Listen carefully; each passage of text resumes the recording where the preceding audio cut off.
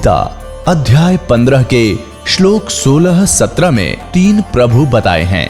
ये 3 प्रभु कौन हैं? किस प्रभु की शरण में जाने के पश्चात जन्म और मरण समाप्त हो सकता है? 3 प्रभुओं में सबसे उत्तम परमात्मा कौन है? कैसा है? उसका क्या नाम है? इन सभी गूढ़ रहस्यों को जानने के लिए अवश्य सुनिए जगत गुरु तत्वदर्शी संत रामपाल जी महाराज के अमृत वचन। अब देखिएगा, अब हम फिर आते हैं यजुर्वेद अध्याय नंबर 8 के मंत्र नंबर 13 पर। ये 8वां अध्याय है और ये 13 नंबर मंत्र यहां से स्टार्ट होता है। ये 13वां मंत्र है। देव कर्तस्य एन से अवजनवसी, मनुष्य कर्तस्य एन से अवजनवसी, पितृ कर्तस्य एन से अवजनवसी, आत्म कर्तस्य अनुष्य अनुष्य ओह अवजनवसी। अब 241 पर है ये मूल संस्कृत, अब अनुवाद इनका 242 पर है। अब क्या बताते हैं कि हे सबके उपकार करने वाले मित्र, महर्षि दयानंद का अनुवाद है। यहां समझो, हे सबके उपकार करने वाले परमेश्वर आप, उन्हीं के शब्दों में प्रमाणित कर दिया सत्यार प्रकाश में कि महर्षि दयानंद ने कहा है कि जहां मित्र शब्द है वो परमेश्वर का ही बोधक है, तो यहां परमेश्वर शब्द पढ़ेंगे, क्योंकि डॉक्टर की इक्वेशन को, औषधियों के साल्ट को डॉक्टर समझ सकता है कि इन्होंने कौन से कहां क्या संकेत किया है। जन साधारण समझ जाए, फिर टीचरों की आवश्यकता क्या थी, गुरुओं की? भाई गुरु बिन काहुन पाया ज्ञान, जो थोथा बुछड़े मूड किसाना। गुरु बिन वेद पढ़े जो प्राणी, समझन सार रहे अज्ञानी। ये सारे अज्ञानी थे और वेद क्या बता रहे हैं, ये अनुभव क्या लिख गए। अब देखो, अगर ये जरा सी बुद्धि रखता दयानंद जी तो सत्यार्थ प्रकाश वेदों का इसने अनुवाद किया खुद करने वाला, तो सत्यार्थ प्रकाश में सेट कर देता। नहीं, इन्होंने केवल लोक वेद को आधार माना, जिस कारण से वेदों को भी अनदेखा कर दिया। अब इसमें स्पष्ट अपने कर कमलों से लिख रहा है कि परमात्मा घोर पाप भी काट सकता है, वेद ये कहते हैं। और ये सभी ऋषि नकली आपके समझ कर दिया कि प्रारब्ध तो भोगना ही पड़ेगा। और पाप क्या क्यों? प्रारब्ध के तो पाप होते हैं जो दुखदायी होते हैं, जो संचित मुझ रखे उनकी तो बाद में लिखा होगा, देखी जाएगी जब होगा। तो अब प्रारब्ध के वर्तमान के पाप से दुख होता है, और पाप कट गया था, काटा निकला दुख निवारण है। पाप कट गया तो सुख हो गया, दुख दूर। हे सबके उपकार करने वाले मित्र आप, यानी परमेश्वर आप, देव करते से दान देने वाले के, अपराध के विनाश करने वाले हो। अवजन माने विनाश, एनस्य माने अपराध के, मनुष्य कर्तव्य से साधारण मनुष्यों के भी किए हुए अनुष्य अपराध यानी पाप के विनाश करने वाले हो। अवजनम पितृ कर्तव्य से, पिता करे से बेटा करे, कोई भी सत्साधना करे उसी के। एनस्य माने ये पाप ही लिखना था, अपराध के अच्छी प्रकार दूर करने वाले हो, नाश करने वाले हो। आत्म करते से अपने किए हुए, एनस्य माने पाप के, अवजन माने नाश करने वाले हो, दूर करने वाले को हो चाहे विनाश करने वाले को, इसी की भाषा में वही शब्द है अवजनम। एनस्य एनस्य अधर्म के अधर्म यानी घोर पाप के भी आप नाश करने हारे हो। ओए होए, जानता हुआ मैं जो कुछ भी अधर्म आचरण किया करता हूं या करूं, अनजान पढ़ने में भी जो कुछ भी किया करता हूं वह करूं, उस सब एन से माने पाप के, ये दुष्टाचरण हटा दिया, पाप के, एन से माने पाप के नाश करने वाले हो। अवजन माने दूर करने वाले हो, नाश करने वाले हो, विनाश करने वाले हो। अवजन माने विनाश। तो यहां इसने ऐसी जगह कुछ अड़ंगा डाल दिया जो आम आदमी समझ नहीं सका। अब इसमें कर दिया कि मैं अनजानपने में कोई करूं या जानबूझ कर करूं कोई गलती, उसको भी आप माफ करने वाले हो, अपने आत्मा हो। अब महर्षि दयानंद जो है आर्य समाज प्रवर्तक, वेदों को सत्य मानता है कि इसमें जो लिखा है इसके अतिरिक्त मैं मानता नहीं, वेद सत्य है। और इन्होंने पीछे अपना विधान भी लिखा है कि वेद सत्य विद्याओं का पुस्तक है।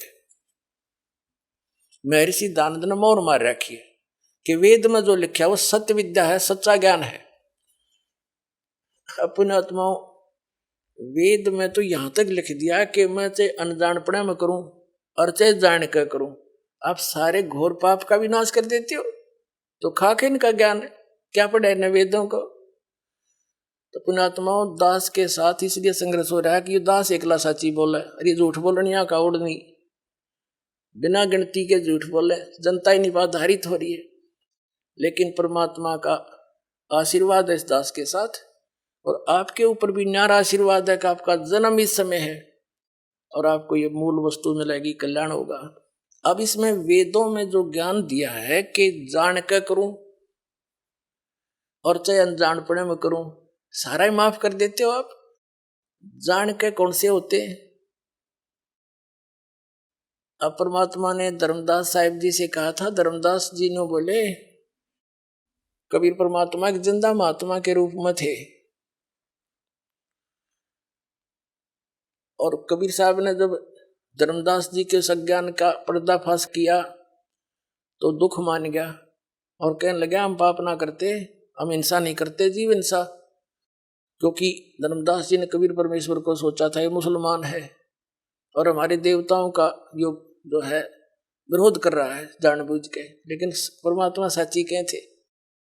तो तब परमात्मा ने कहा था कि धर्मदास, सत्य ब्राह्मण की है हत्या, जो चौका तुम देवो नित्या। ब्राह्मण से हत्या सो होई, जल स्नान करत हो सोई। पृथ्वी ऊपर पग जो धारे, करोड़ जीव एक दिन में मारे। पता फिर इतने पाप तो डेली करने लग रहा का जीव हिंसा नहीं करता। जैसे लिपा पोती करते हो, पोचे लगाते हो, इनमें न जाने कितने जीव मरे। खेती करता है किसान, फाली के साथ न जाने कितने जीवों के पेट के अंदर से वो निकालता फाली, यानी वो तीखा हथियार जो फाली बोलते हैं उसको। तो कहने का जैसे अग्नि जलाते इसमें जीव मरे, लकड़ियों में, उपलों में पोचा लगाते इनमें जीव मरे। हम चलते फिरते काम के लिए जाते हैं, अपने व्यवसाय के लिए जाते हैं, नौकरी के लिए जाते हैं, मजदूरी के लिए जाते हैं, उनमें जीव मरे। तो ये हमें पता है कि ये हो रहे हैं। जैसे किसान खेती करता है, स्प्रे करने पड़ते हैं उसको मालूम है कि ये मेरे फसल में कीट लगा हुआ, इसका नाश करना पड़ेगा, ना तो इसको ये खा जाएगा, मैं कंगाल हो जाऊंगा। और जैसे हम रोगी हो जाते हैं तो हमारे अंदर जो हानिकारक कीटाणु बढ़ जाते हैं ब्लड में, उन गोली खाते हैं, उन गोलियों से वो कीटाणु मारे जाते हैं, वो जीव है। तो यहाँ वेद का कहने का तात्पर्य ये है कि आपको पता भी है कि ये पाप हो रहे हैं, इनको त्यागा नहीं जा सकता। इच्छा कर मारे नहीं, बिन इच्छा मर जावे। कहे कबीरता दास का पाप नहीं लगावे। उसको पाप नहीं लगे, जान के नहीं मारे। जैसे बैठे मकोड़े पर कीड़ा आ गया, उसको नो मारी ईंट, को बात हुई है। आप चल रहे हो, इच्छा नहीं मारने की और मर रहे हैं, तो वो आपका वश नहीं। कोशिश करे जहां तक पैर बचा कर रखा जा रखे, दया भाव हो। तो इसी प्रकार कहा कि इनके भी, जैसे हम प्रतिदिन कपड़ा पहनते हैं, ये मैला हो जाता है, तो इसका तरीका बता दिया, अभी साबुन और पानी से ही निर्मल भी हो जाता है। तो डेली जो हम साधना करते हैं, और ये हमारे ये जीव हिंसा होती है जो ना चाहते हुए होती है, इच्छा नहीं हमारी, तो उनके लिए ये भक्ति साधना इसलिए दी जाती है कि आपका डेली वो पाप जो होते हैं, मैल बन गया आत्मा, वो साफ होता रहेगा। धर्म करवाते हैं, दान करवाते हैं, और बाकी जो संचित कर्म है और प्रारब्ध के जो कर्म है, वो इस सतनाम और सार नाम से आपके नाश हो जाएंगे। जब ही नाम हृदय धरो, जब ही सतनाम हृदय धरो, भयो पाप को नासे। जैसे चिंगारी अग्नि की भाई पड़े पुराण गासे। परमात्मा कबीर जी कहते हैं मेरे नाम में इतनी शक्ति है कि जब ही ये सतनाम आपको मिलेगा, आपके पाप कर्मों में, प्रारब्ध के कर्मों में और संचित कर्मों में ऐसे आग लगा देगा जैसे सैकड़ों हजारों टन सूखे घास में एक माचिस की सींख जला के लगा दी जाए, सबको फूंक कर सभा करके राख बना देगा। और फिर चलेगी तेज आंधी, उसको उठा के पता नहीं कहाँ के कहाँ पटक देगा, फील्ड साफ हो जाएगा। जैसे सूरज के आगे बदरा ऐसे कर्म छयारे, प्रेम की पवन करे चतुमंजन फिर झलके तेज नयारे। कहते हैं फिर इस ज्ञान से, भगवान की भक्ति से, सिमरन से आपके पाप हल्के हो जाएंगे। आत्मा में एक छोटी सी बात पर भी आंसू आने शुरू हो जाएंगे भगवान की चर्चा में, तो समझो आपके पाप अब नाश हो लिए। जैसे कहते हैं, जैसे सूरज के आगे बदरा, सूर्य के आगे बादल अड़ जाते हैं, ऐसे कर्म छयारे, आत्मा और परमात्मा के बीच में ऐसे कर्मों की छाया है, ऐसे उनके छाए हुए हैं आगे। और फिर इस सत भक्ति करेंगे, परमात्मा में प्रेम जागेगा। कहते प्रेम की पवन करे चितमंजन झलके तेज नयारे, प्यार जागेगा मालिक के प्रति, तो समझो आपके वो पाप के बादल छट चुके हैं। जैसे तेज हवा चलती है, बादलों को इधर उधर तितर बितर कर देती है, सूर्य फिर साफ दिखाई देता है, ऐसे आपके पाप कर्मों के बादल इस सतनाम और इस भक्ति से ऐसे छट जाएंगे। फिर आपकी आत्मा में परमात्मा की न्यारी कसक पैदा होगी। और कहते हैं बिना प्रेम पावे नहीं, चाहे करोड़ समाधि ला।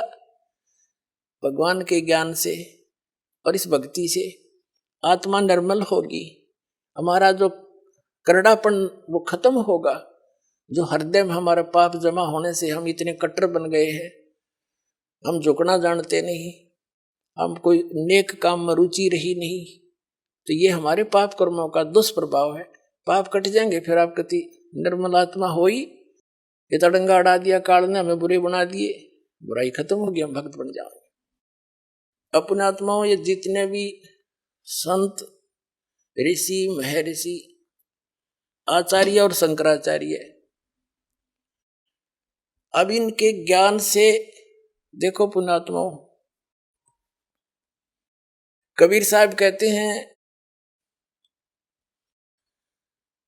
खरना होवे के हरि कब हूं, सिंह की खाल उड़ाए।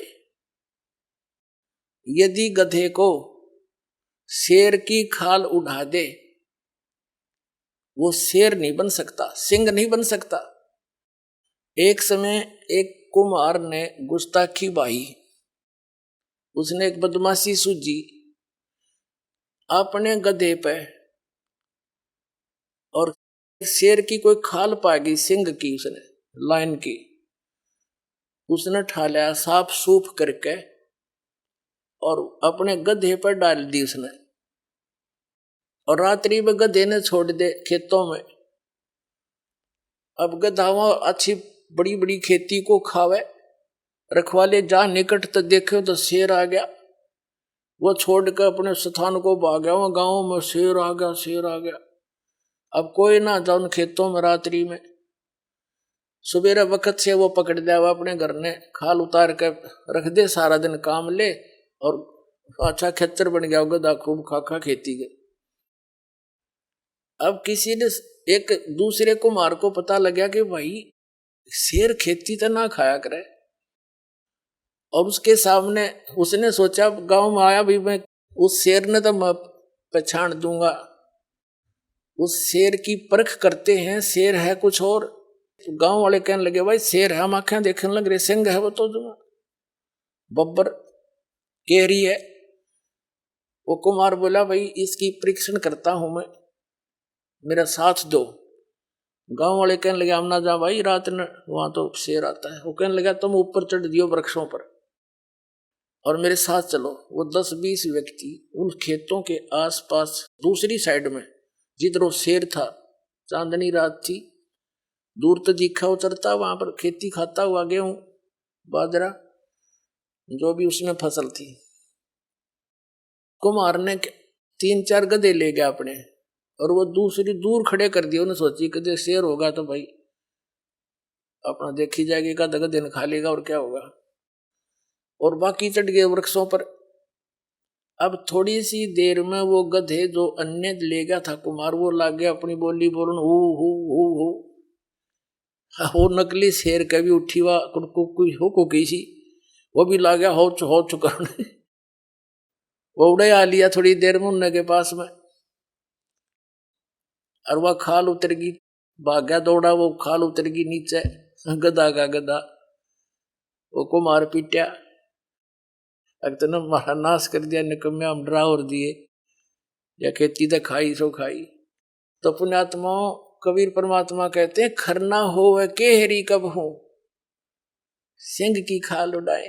ये मैं ऋषि नाम धरण तो मैं ऋषि हो जाएंगे। अब शेर की और गधे की बोली से पता लगे है, तो उनकी बोली में बोली मिली सारे की, तो पता लग गया शेर की बोली ऐसी होती है, गधे कैसी होती है। तो महर्षियों के विचार ये होते हैं जो वेद विरुद्ध हो। तो पुण्यात्मा इनकी वह खाल उतार दी दास ने, ये दिखा दिए कि ये महर्षि थे। यानी इनकी बोली शेर की बोली और गधे की बोली का निर्णय कर दिया। वेद तो शेर की बोली, और कबीर परमात्मा और महापुरुषों ने जिनने परमात्मा को देखा और भगवान ने स्वयं आकर बताया, वह शेर की भाषा, वो तो सत्य है। और उसके विपरीत जो ज्ञान दे रहा है वह शेर की भाषा नहीं, गधे की भाषा है। शास्त्र विधि को त्याग कर जो मनमान आचरण करते हैं, गीता अध्याय नंबर 16 के श्लोक 23-24 में कहा है, उनको ना तो सुख हो, ना उनकी गति हो, ना कोई सिद्धि प्राप्त हो। इसीलिए तो भक्ति करते हैं। फिर वो भक्ति करते किस लिए? यूजलेस। इससे तेरे लिए अर्जुन कर्तव्य और अकर्तव्य की व्यवस्था में कौन से साधना कर्म करने चाहिए, कौन से नहीं करने चाहिए, शास्त्रीय प्रमाण है। किसी की दंत कथा पर विश्वास मत करना। तो पुण्यात्मा हमने अपने सदग्रंथों को ही पुनः देखना होगा, और दास उन सदग्रंथों से ही आपके रूबरू कर रहा है कि ये ज्ञान गलत है इनका। आज तक के जितने भी ऋषि महर्षि आचार्य शंकराचार्य और संत, चाहे वो कबीर पंथी हैं और चाहे दूसरे पंथी हैं, उन महापुरुषों को छोड़कर जिनको परमात्मा सीधे मिले थे और ज्ञान दिया था, सतलोक ले गए थे, वहां पे छोड़ा था। बाकी किसी के पास भी अध्यात्म ज्ञान नहीं है। केवल लोकवेद, दंत कथा और शास्त्र विरुद्ध ज्ञान और समाधान उनके पास है, जो जनता का हानिकारक है, उनका जीवन नाशक है। उसको त्याग दो, इसको ग्रहण कर लो। इतनी सी बात दास सारे प्रयत्न में करके यही फाइनल करता है। आप सभी परमात्मा के बच्चे हो। ये संत आचार्य ऋषि महर्षि जो पहले चले गए तो गए बाढ़ में, उनका तो हो गया नाश जीवन।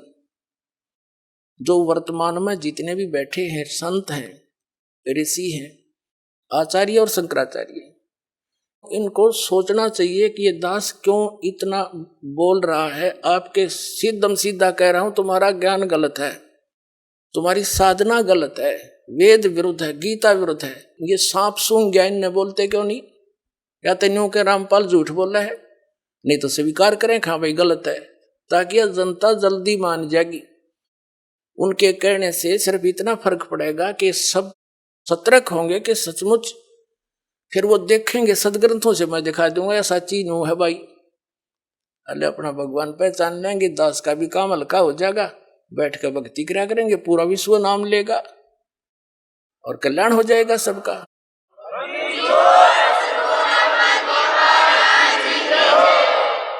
अपनात्मा वो संत, वो ब्राह्मण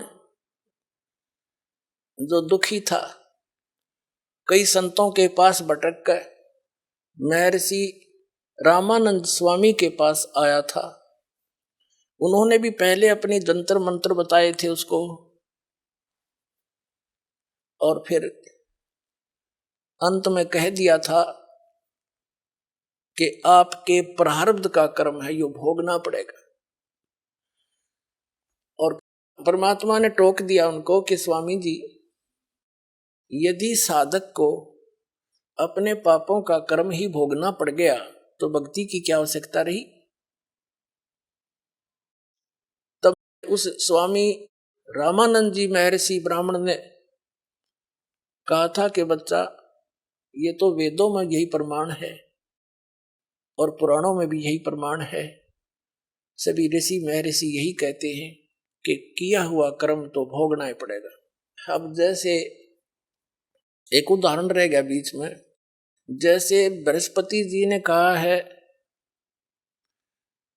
कि भाई दुख में भी सुख का अनुभव करना चाहिए, बस प्रॉब्लम सोल्व होगी। कोई बात है यार। एक बड़ा विद्वान पाक रहा था, जींद के पास एक पिंडारा गांव है, वहां पर आदरणीय गीसा दास साहिब जी के अनुयायी संत रहते हैं। 2 आश्रम बना रखे उन्होंने, उनमें से एक ने सत्संग करवा रखा था, वहां पर काफी वक्ता बुला रखे थे और ये दास भी वहां एक श्रोता रूप में विद्वान था। क्योंकि वो संत किसने माना है, लाल कपड़े हो, दाढ़ी बढ़ा रखी हो, माला गाल रखी हो या वैसे मूंड मुड़ा रखा हो, तो उनका एक स्टेज सी ला रखी थी, तख्त डाल के 5-4 तख्त लगा कर उनके ऊपर बैठे थे वो 10-12। तो उनमें से एक उनसे हटकर कुछ ज्ञान दे रहा था। वो क्या कह रहा था कि आत्मा परमात्मा का स्वरूप है और जो भी कष्ट शरीर को होता है ये प्रारब्ध का होता है। तो वो आत्मा को कष्ट नहीं होता, वो तो शरीर को होता है और हम अज्ञानता के कारण हम अपने को कष्ट मान लेते, इसलिए दुखी होते। जिस दिन आप ये मान लोगे कि जो दुख तुम्हें है ये शरीर का किया हुआ दंड है, ये शरीर को कष्ट आत्मा को थोड़ा ही है, उसी दिन आप सुखी हो जाओगे। अब उसने पहले दिन ये वचन करे तो सारे भगत जो श्रोता थे उसके प्रभावित हुए, वाह वाह बड़ी अच्छी बात बताई। तो अन्य श्रोता डिमोरलाइज हो गए, अन्य वक्ता जो उसके साथ बैठे थे वो काफी डिप्रेस हो गए। भाई ये बोले ये तो सारे इसके पीछे लग लिए, ज्ञान तो उनने भी शायद था, दूसरा ने भी, वो थोड़े से हटकर कुछ अटपट कर रहा था, कुछ उसकी महिमा बताई जा रही थी कि बड़ा विद्वान है, 4 विषय का आचार्य है। तो आम व्यक्ति और प्रभावित होता था, इन संस्कृत के बोलनिया दिन में फंस रहे थे हम अभी तक। तो अगले दिन भी उसने ऐसे ही प्रवचन किए और क्या बोला कि एक दिन में चला जा रहा था, एक व्यक्ति रोग से चिल्ला रहा था, मैंने उसको बैठा उसके पास खड़ा हुआ उसको समझा कि भाई ये जो कष्ट है तेरे शरीर में ये शरीर को है, आत्मा को कष्ट थोड़ा ही है, तू आत्मा है शरीर नहीं है।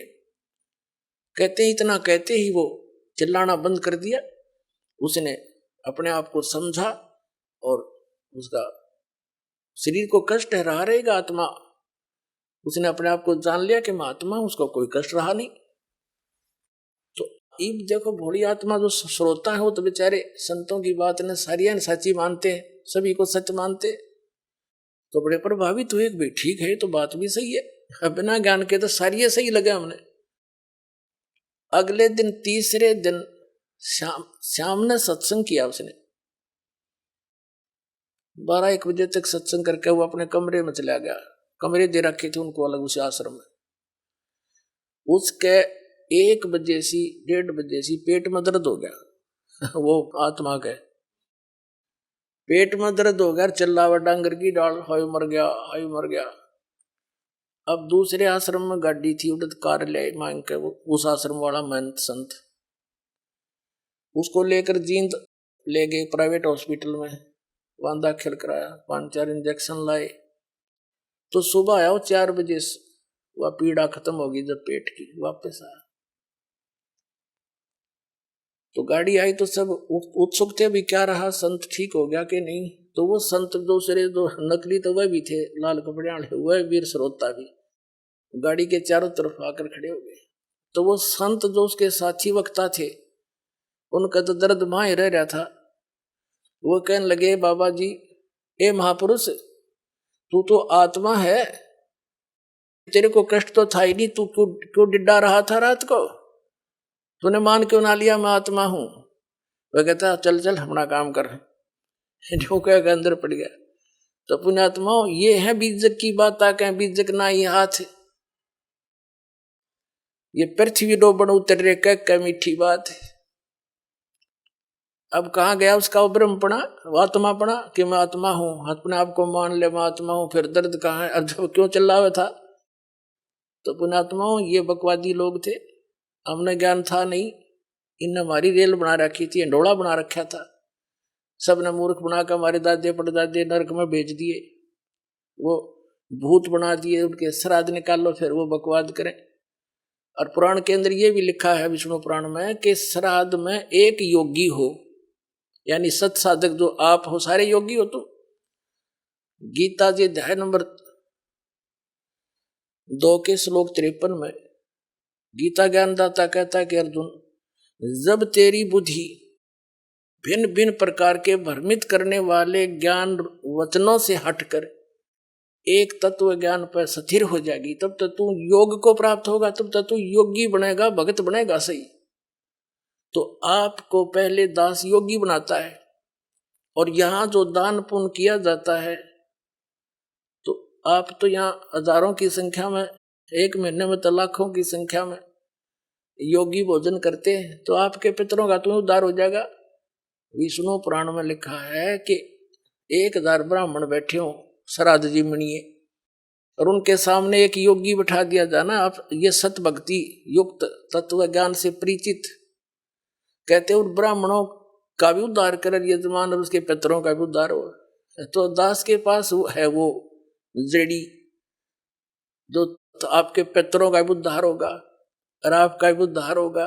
ये नकली गुरु ब्राह्मणों का भी उद्धार होगा जो नाम ले लेंगे। तो पुणात्मा इन्होंने आज तक हमें सच्चाई से परिचित नहीं होने दिया, क्योंकि ये स्वयं भी परिचित नहीं थे इतनी से। तो प्रसंग चल रहा है कि परमेश्वर स्वयं आते हैं यथार्थ ज्ञान देने के लिए। श्रीमद् भगवत गीता अध्याय नंबर 4 के श्लोक नंबर 32 में कहा कि अर्जुन,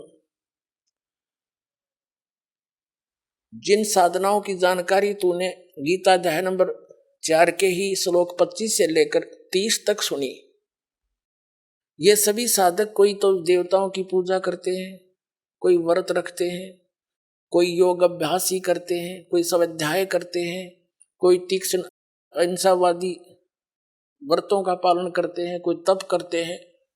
ये सभी अपनी अपनी साधनाओं को पापनाशक जानते हैं, यानी जो साधना जो कर रहा है उसने वो अपनी ने सही मान रहा है, कहने का भाव ये। फिर बताया है कि चौथे अध्याय के 32वें श्लोक में कि सच्चिदानंद घन ब्रह्म ने अपने मुख कमल से ज्ञान बोला है, और वो है तत्व ज्ञान। उसके अंदर इन यज्ञों की अर्थात धार्मिक अनुष्ठानों की जानकारी विस्तार के साथ कही गई है, और वो है तत्व ज्ञान। उसको जानने के बाद सब पापों का अंत हो जाएगा, सब प्रकार के पापों से तो मुक्त हो जाएगा। वो तत्व ज्ञान है। चौथे अध्याय के 34वें श्लोक में कहा कि उस तत्व ज्ञान को तू तत्वदर्शी संतों के पास जाकर समझ, उनको दंडवत प्रणाम करने से, कपट छोड़कर नम्रतापूर्वक प्रसन्न करने से वो तत्वदर्शी संत तुझे तत्व ज्ञान का उपदेश करेंगे। इसे सिद्ध ये हो गया कि गीता ज्ञानदाता स्वयं भी उस तत्व ज्ञान से परिचित नहीं है। यदि वो परिचित होता तो ये संकेत करने की आवश्यकता नहीं थी, वो एक अध्याय और लिख देता। इसने और वेद यजुर्वेद अध्याय नंबर 40 के श्लोक नंबर 10 से लेकर 13 तक भी ये प्रमाण दिया है कि कोई भगवान को जन्म लेकर अवतार रूप में मानता है आने वाला, कोई कहता वो जन्म ही नहीं लेता, निराकार बताते हैं। उस परमात्मा कैसा है, कहाँ है, ये जानकारी तत्वदर्शी संत बताते हैं, उनसे पूछो। और वेदों वाला ज्ञान ही गीता जी में है संक्षिप्त रूप में। तो कहने का भाव ये है कि इन महापुरुषों को वो तत्वदर्शी संत नहीं मिला जो परमात्मा के द्वारा बोले गए मुख कमल से उच्चारित ज्ञान को समझावे। तो सच्चिदानंद घन ब्रह्म कौन? कबीर साहब। और वो काशी में आए थे, 120 वर्ष रहे, उन्हें अपने मुख कमल से जो वाणी बोली वह तत्व ज्ञान है। और उस तत्व ज्ञान को कबीर पंथी भी नहीं समझ सके, आज तक डले ढोए भगवान को निराकार बतावे। और साधना कबीर साहब के ज्ञान के विरुद्ध बताते हैं। आदि नाम, अमर नाम, अजर नाम, पाताल सब सिंधु नाम, ये उनका सार शब्द, सार नाम और सच नाम यही है उनका, कबीरपंथियों का। खा के उनके पास दुनिया डुबो दी, तो अब तक जो बनी सो बनी। अब हमने स्वयं समझना पड़ेगा और उन अज्ञानियों को छोड़कर अपना कल्याण करवाओ। दास ने आपसे कुछ लेना नहीं, फ्री का मजदूर भेज रखा दास परमात्मा ने आपके लिए, और आपकी सारी व्यवस्था करवाते हैं परमात्मा के बच्चों के लिए। आपके भाई बहन जो इस ज्ञान से परिचित हो गए हैं वो डिवोट हो चुके हैं मालिक के लिए। ऐसी सुविधा आपको शायद घर में नहीं मिलेगी जो यहाँ देता है भगवान अपने बच्चों को। और ऐसी सुविधा देकर फिर ऊपर से अमृत की वर्षा करते हैं, वो ज्ञान जो खोजे तो नहीं मिला, ऋषि मार गए, सिर मार कर मर गए। कबीर साहब कहते हैं, नौमन सूत उलझिया ऋषि रहे जखमार, और सतगुरु ऐसा सुलझा दे उलझे न दूजी बार। सतगुरु ही इस तत्व ज्ञान को सुलझा सके। जो नौमन सूत उलझ गया, 1 किलो, 1 शेर, 1 किलो सूत उलझ जाना, जुलाहे को पूछना कितनी समस्या होती है उसको। तो परमात्मा जुलाहे थे, जुलाहे की लीला किया करते थे। उसी से उदाहरण दिया कि 1 किलो ग्राम सूत उलझ जा, कच्चा धागा टूटे तो गांठ पड़े, गांठ पड़ जा तो जो यजमान है, जिनका कपड़ा बुनना आया है, वो पैसा दे नहीं एक भी बुनाई का। अगर तूने गांठ लगा दी मेरे कपड़े में, तो उसको सुलझाना पड़ता था और सारा दिन लग जाता था 1 किलो सूत को सेट करने में, उलझे हुए को। तो इन्होंने काल ने तो 9 मन सूत उलझा रखा है भक्ति का, अध्यात्म मार्ग का।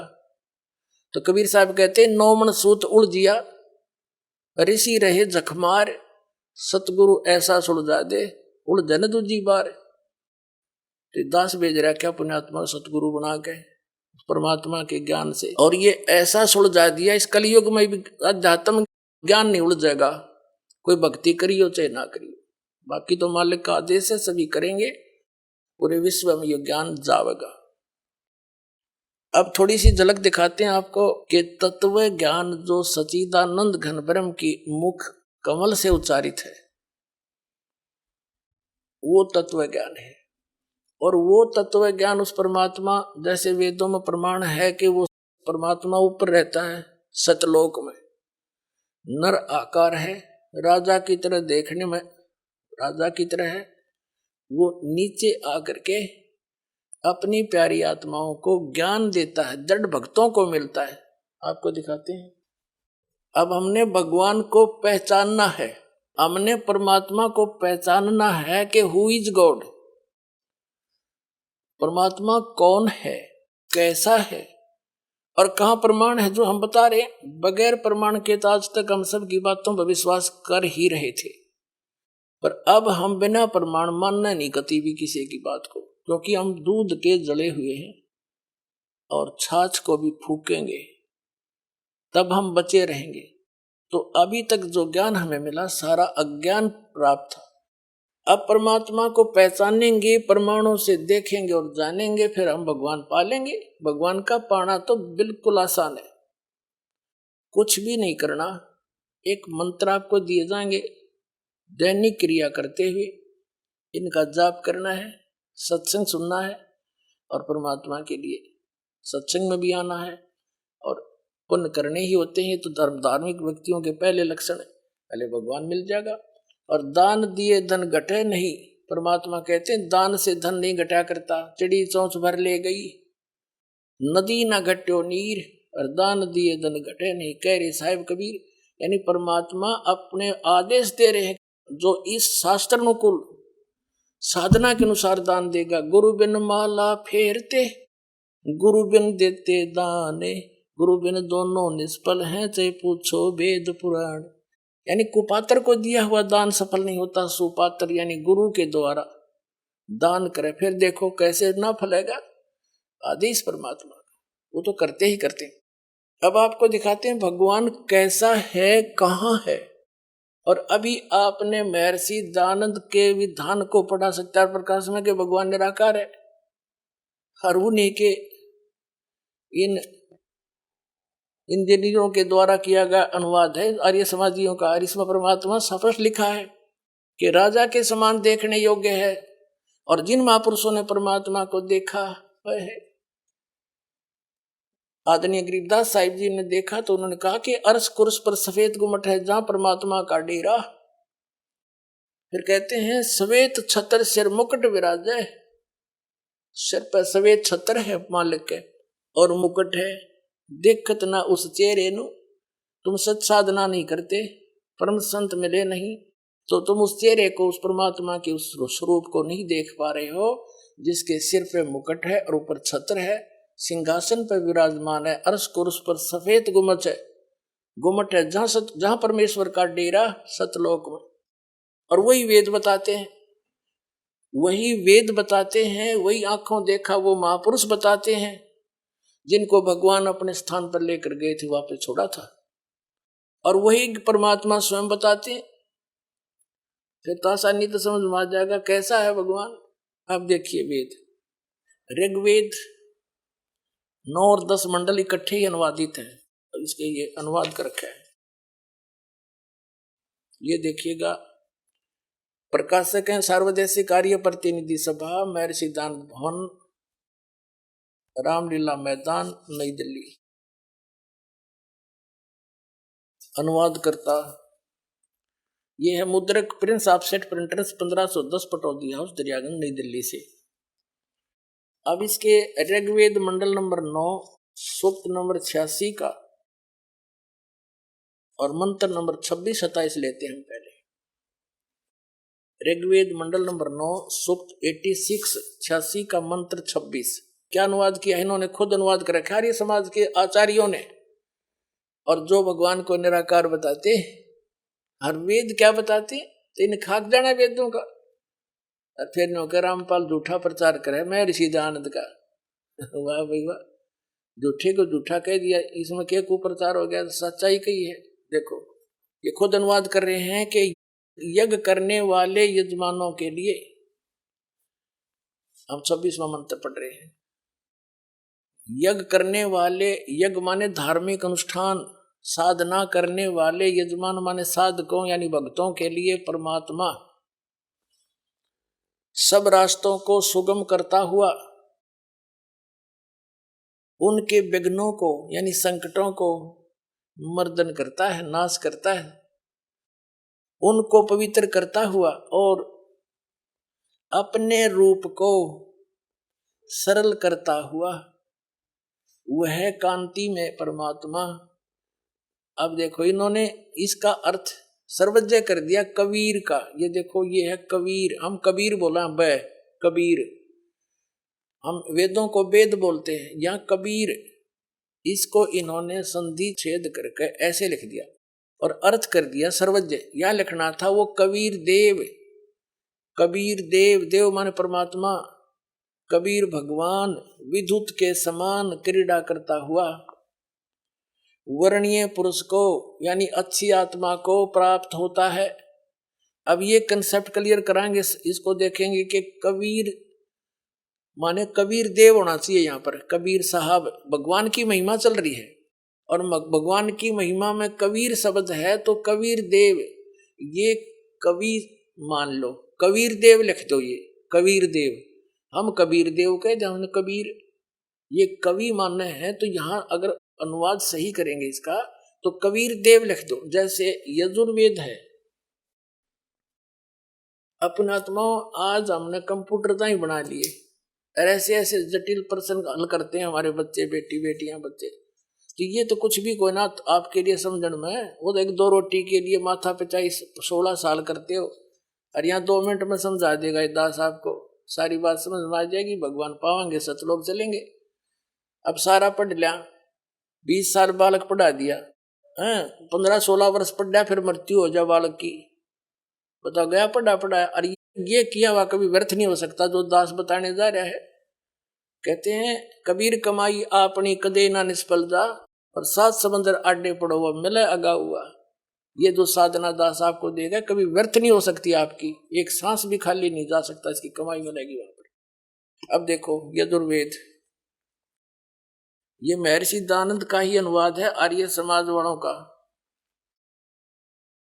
ये यजुर्वेद और प्रकाशक वही सार्वदेशी कार्य प्रतिनिधि सभा 2/5 महर्षिदान भवन रामलीला मैदान नई दिल्ली से।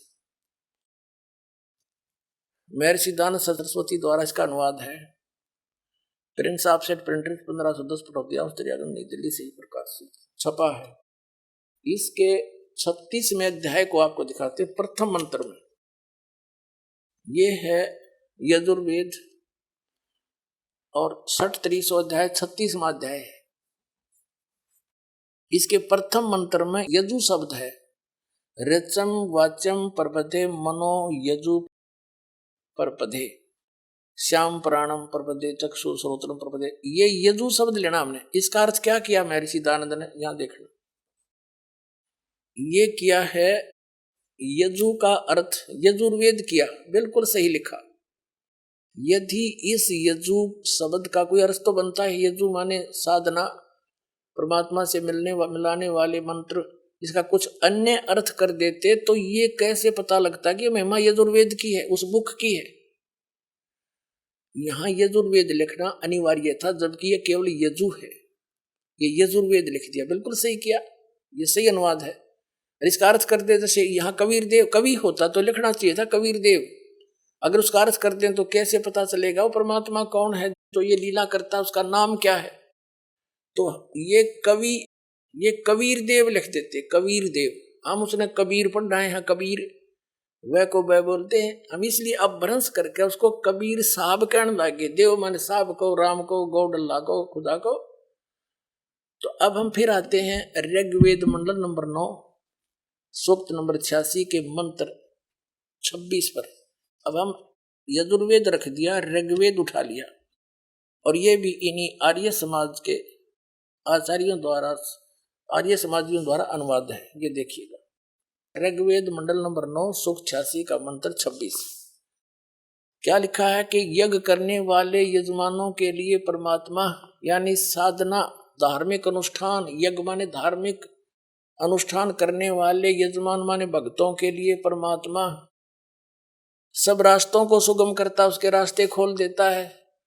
उनके विघ्नों को यानी उनके संकटों को मर्दन करता है, नाश करता है, और उनको पवित्र करता हुआ और अपने रूप को सरल करता हुआ वह कांति में परमात्मा कबीर देव, यहां लिखना चाहिए था कबीर देव, कबीर देव विद्युत के समान क्रीड़ा करता हुआ वर्णीय पुरुष को प्राप्त होता है, अच्छी आत्मा को मिलता है। फिर देखना ऋग्वेद मंडल नंबर 9 सूक्त 86 का मंत्र 26 पढ़ दिया 27 में। जो परमात्मा धूलोक के तीसरे पृष्ठ पर विराजमान है। अब इससे क्या सिद्ध हो गया कि वो परमात्मा धूलोक यानी उस तेजो में, सतलोक के तीसरे पोर्शन में, 3 विभाग हैं सतलोक के, आपको बहुत बार बताया है। बाह्य क्षेत्र में बाग बगीचे हैं, झरने बह रहे हैं, सुंदर हीरे पन्नों के, वहां पर जैसे यहाँ पत्थर के पहाड़ हैं, वहाँ हीरे पन्नों, उनके हीरों के पहाड़ हैं, और वहाँ फलदार वृक्ष हैं, सदाबहार वृक्ष हैं। और दूसरे भाग में नर और नारी ऐसी सृष्टि है जैसे आपकी यहाँ पर, लेकिन शरीर वृद्ध नहीं होता, वह मृत्यु नहीं होती, कोई दुख नहीं, कोई अभाव नहीं, कोई रोग नहीं किसी प्रकार का। और तीसरा जो पोर्शन है उसमें केवल हंस आत्मा रहती हैं, जो ओनली नर रहते हैं, और उसमें एक स्थान है जहां परमात्मा स्वयं विराजमान है। गुम्बज है, राजा के समान बैठे हैं वहां पर परमात्मा सिंहासन के ऊपर, सिर पे मुकुट है, श्वेत छत्र है, बहुत बड़ा आलीशान उनका मकान है, परमात्मा जहाँ रह रहे हैं। अब ये तो स्पष्ट कर दिया कि वो परमात्मा तीसरे धूलोक के तीसरे पृष्ठ पर, तीसरे स्थान पर विराजमान है, तीसरे पोर्शन में। और ये आर्य समाज और ये इसके परिवर्तक महर्षि दयानंद क्या कहते हैं, एक झलक फिर दिखा दूं। आइए अब हम उन श्रद्धालुओं के अनुभव जानते हैं जो जगत गुरु तत्वदर्शी संत रामपाल जी महाराज जी से दीक्षा प्राप्त कर चुके हैं तथा उनके द्वारा बताए गए भक्ति मार्ग पर चल रहे हैं। जी नमस्कार। नमस्कार जी। क्या नाम है सर आपका? मेरा नाम संजय मदन भांदुर्गे। संजय जी कहाँ से आए हैं आप? मैं जिला वाशिम महाराष्ट्र से आया हूँ जी। सर क्या काम करते हैं आप? मैं पेशे से प्रोफेसर यानी शिक्षक हूँ। सर संत रामपाल जी महाराज की शरण में आने से पहले आप क्या भक्ति साधनाएं करते थे? पहले हम वही पारंपरिक साधनाएं जो रहती है ब्रह्मा विष्णु और महेश, इनकी भक्ति हम करते थे। जैसा कि हमारे कुल देवता शिव जी थे, तो उसकी वजह से हम सावन में जो भी पूजाएं होती है आमतौर पर वो हम करते थे। ऐसे ही मैं धारगढ़ यानी अकोला में एक तीर्थ क्षेत्र है जो जंगल में, घने जंगल में, वहाँ हम जाते थे और वो तीसरे सोमवार को खुलता था, तो रात भर चलते थे जंगलों में और वहाँ जाके दर्शन करते थे। और इसी को हम अपना मोक्ष यानी यही भक्ति साधना सही समझते थे और यही भक्ति करते थे। बाद में हमारे इधर शेगांव में श्री गजानन संत गजानन महाराज करके एक देवस्थान है, उनकी भी पूजा करते थे। हर गुरुवार को वहाँ जाना, शेगांव जाना और दर्शन करना, मत्था टेकना, यह सब पूजाएं हम पारंपरिक करते थे। जब नवरात्र आता था तो 9 दिन हम दुर्गा जी की भक्ति करते थे। जब गणेश जी यानी गणपति महाराष्ट्र में जो बहुत बड़ा त्यौहार रहता है, तो गणपति बिठाते थे, उसकी भी हम पूजा और साधना करते थे जी। सर जो भी आपने पारंपरिक पूजाएं की हैं, क्या इनके अलावा भी आपने कोई गुरु बनाया?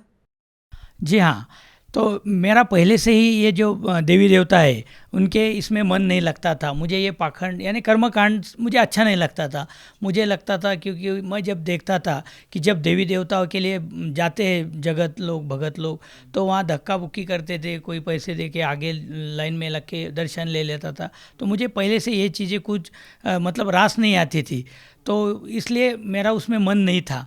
तो ऐसे ही जब मैं एक स्कूल में प्राइवेट जॉब पहले करता था, तो वहाँ एक हमारे कलीग्स थे, तो उन्होंने मुझे राधा स्वामी पंथ के बारे में बताया।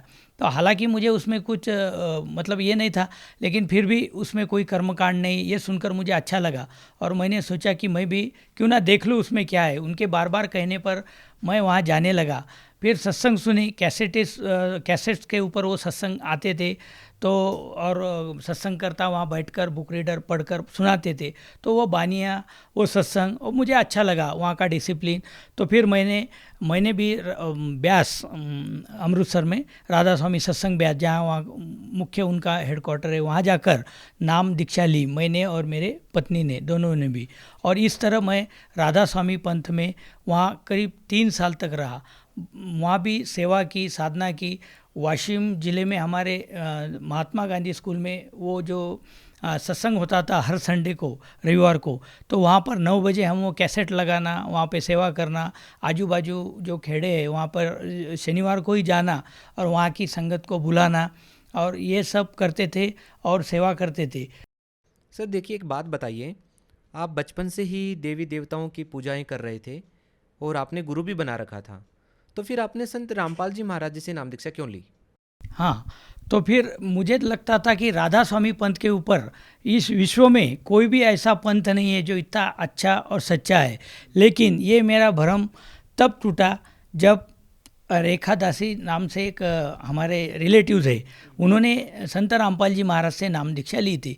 तो उन्होंने मुझे बताया कि एक टीवी पर चैनल पर एक सत्संग आता है एक गुरुजी का, और वो राधा स्वामी पंथ ही नहीं बल्कि विश्व के जितने भी संत हैं उनको चैलेंज करके बोलते हैं कि तुम्हारे पास सत साधना नहीं है, मोक्ष हो नहीं सकता।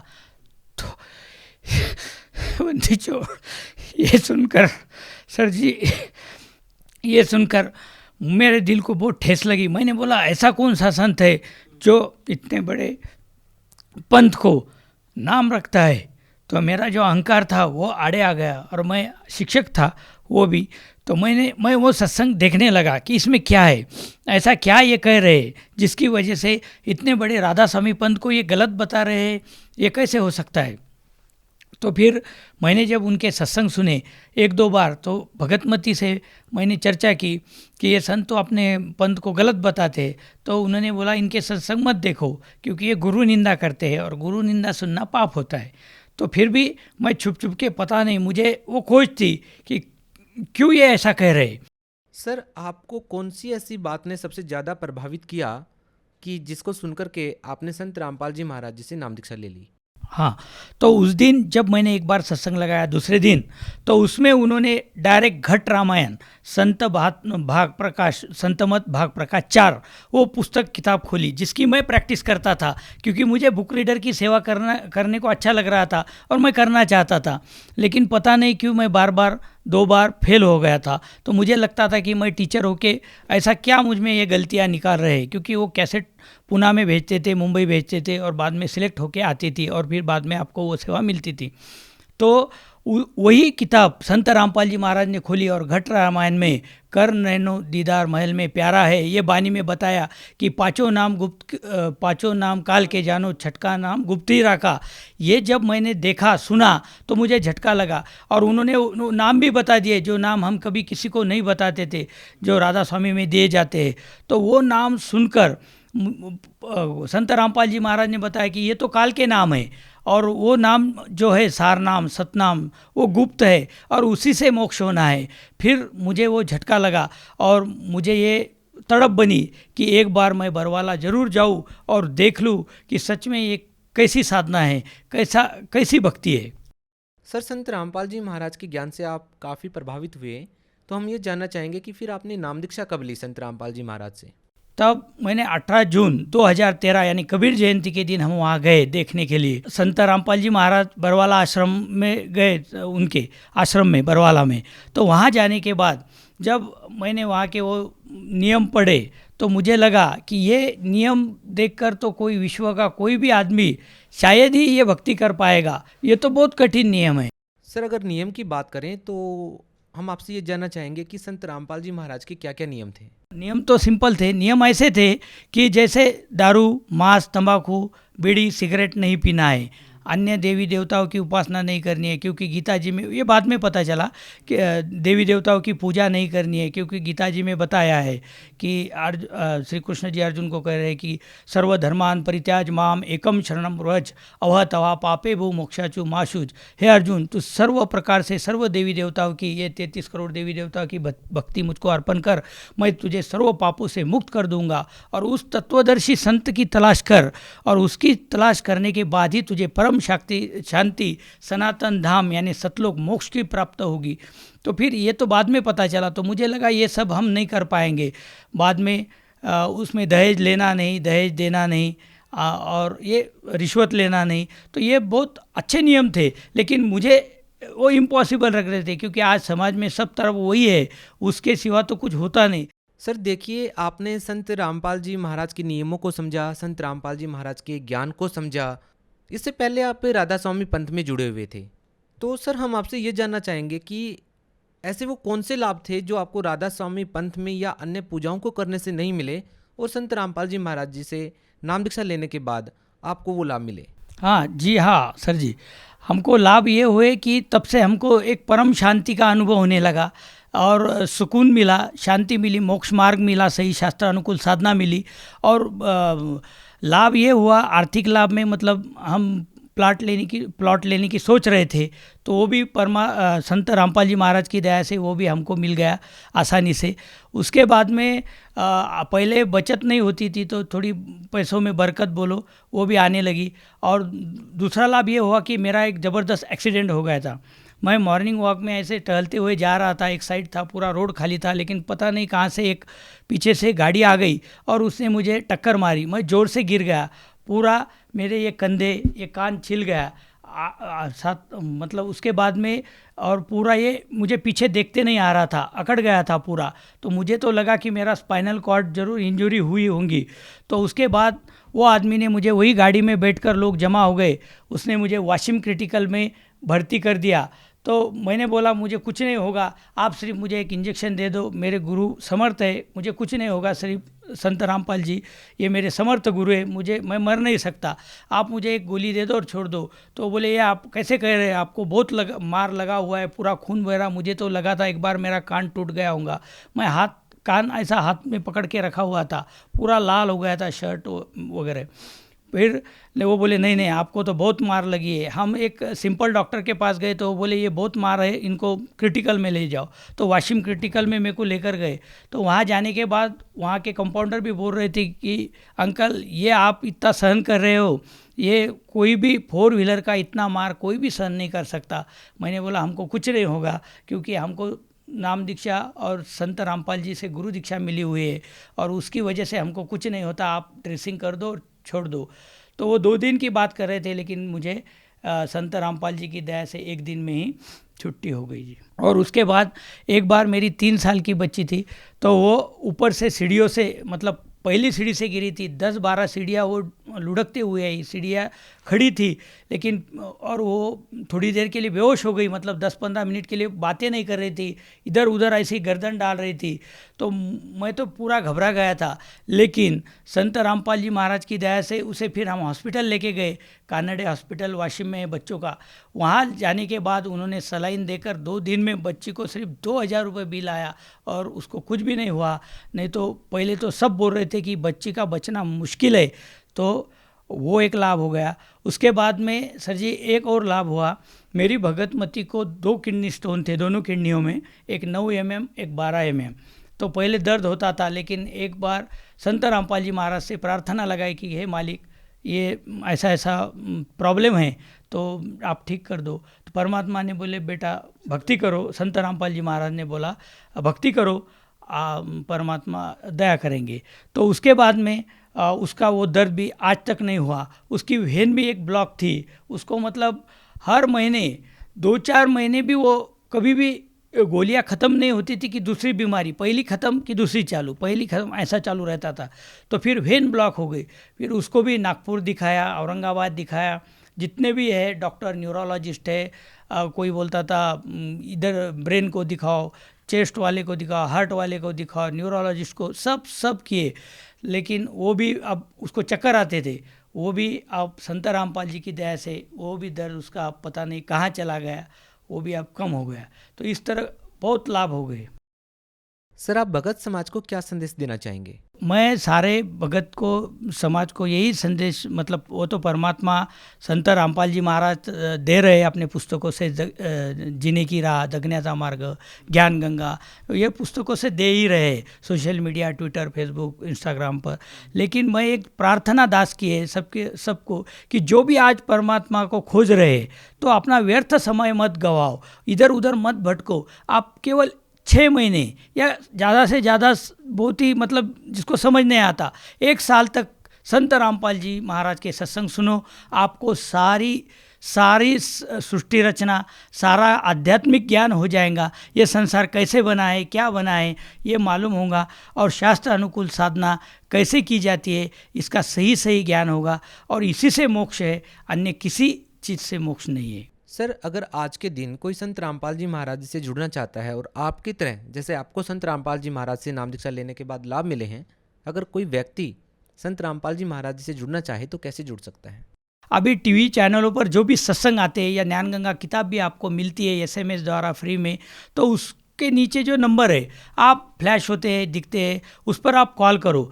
तो हर जिले में नामदान सेंटर संत रामपाल जी महाराज ने सब पर दया करके बनाए हुए हैं। आप वहाँ जाकर निःशुल्क नाम दीक्षा प्राप्त करके और चलते फिरते भक्ति कर सकते हो। कोई कर्मकांड नहीं, कुछ नहीं, सिर्फ नाम जपना है, और इस जन्म मरण के दीर्घ रोग से अपने को छूटने का यही एकमात्र पर्याय संत रामपाल जी महाराज ने बताया है, जो आपको सहज ही प्राप्त हो सकता है। उस नंबर पर कांटेक्ट कीजिए और जल्दी से संत रामपाल जी महाराज की शरण में आ जाइए। आपको सर्व लाभ होंगे, आर्थिक, शारीरिक और मौक्षिक भी होगा। बहुत बहुत धन्यवाद। नमस्कार जी।